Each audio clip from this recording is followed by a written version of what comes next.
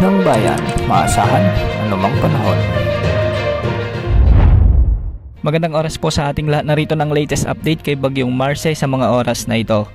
Naglandfall na nga ang mata ni Bagyong Marce sa bahagi ng Santa Ana, Cagayan kaninang 3:40 ng hapon. Huling namataan ang sentro nito sa coastal waters ng Santa Ana, Cagayan.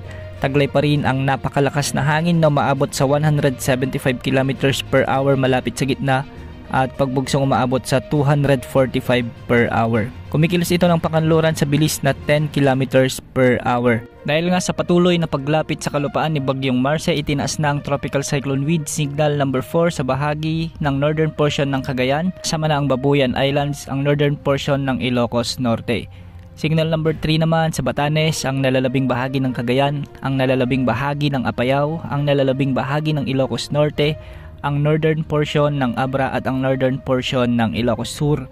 Signal number 2 naman sa northern at central portion ng Isabela, ang nalalabing bahagi ng Abra, Kalinga, Mountain Province, ang northern portion ng Ifugao, ang northern portion ng Benguet, ang nalalabing bahagi ng Ilocos Sur at ang northern portion ng La Union. Samantalang signal number 1 naman sa nalalabing bahagi ng La Union, Pangasinan, ang nalalabing bahagi ng Ifugao, ang nalalabing bahagi ng Benguet, ang nalalabing bahagi ng Isabela, sa may Quirino, Nueva Vizcaya, ang northern at central portions ng Aurora, ang northern portion ng Nueva Ecija at ang northern portion ng Zambales. Ayon sa Pag-asa, posibleng umabot si Bagyong Marce sa Super Typhoon category pagkalampas nito sa kalupaan ng Cagayan. Ngunit posible namang humina kaagad ito kapag dumaan na ang mata nito sa mga kalupaan o kabundukang sakop ng Northern Luzon. Kanina nga ay naranasan na ng Cagayan o Santa Ana, Cagayan ang mabagsik na pagtama ng mata ni Bagyong Marce. Hanggang sa kasalukuyan ay nakakaranas pa rin ang mga lugar na ito ng matitinding pag-ulan at malalakas na pagbugso ng hangin. Nakakaranas na rin ng mabagyong panahon ang Cagayan Valley, Cordillera Administrative Region at Ilocos Region. Dulot ito ni Typhoon Marce. Sa mga kababayan natin na apektado ng bagyong ito, pinag-iingat po natin dahil posible ang mga pagbaha at pagguho ng lupa, lalo na kung may mga intense na mga pag-ulan o malalakas na pag-ulan.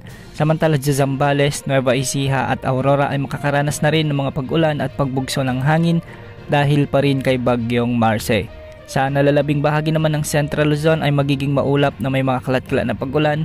Ito ay dulot naman ng trough o yung extension ni Bagyong Marce, kaya hindi rin inaalis ang posibilidad ng mga biglang pagbaha o pagguho ng lupa. Samantalang sa Metro Manila at nalalabing bahagi ng bansa ay magiging bahagyang maulap hanggang sa maulap ang mga kalangitan na may mga isolated rain showers and thunderstorms. Dulot ito ng localized thunderstorms at hindi epekto ni Bagyong Marce. Kung makikita natin sa ating satellite animation ay patuloy na kumikilos ng kanluran si Bagyong Marce at sa mga susunod na oras ay posibleng tumbukin naman nito ang paligid ng Apayao at Ilocos Norte. Inaasahang lalabas sa ating area of responsibility si Bagyong Marce sa araw ng Biyernes ng hapon. Mapaminsala ang bagyong ito kaya pinag-iingat natin ang ating mga kababayan, lalo na sa mga nakatira sa may extreme northern Luzon, particular sa may Ilocos Norte, Apayao at Cagayan dahil sa posibleng napakalakas na impact ng bagyong si Marce. Ayon nga sa Weather Agency ng Taiwan ay umabot na si Bagyong Marce sa Super Typhoon category, ngunit sa Pag-asa ay nasa Typhoon category pa lamang ito. Nasa Super Typhoon category na rin si Bagyong Marce ayon din sa Japan Meteorological Agency. Patuloy na umantabay sa ating channel para sa mga susunod na updates. Yan ang update sa lagay ng panahon. Ito pong weather update ng bayan, maasahan anumang panahon.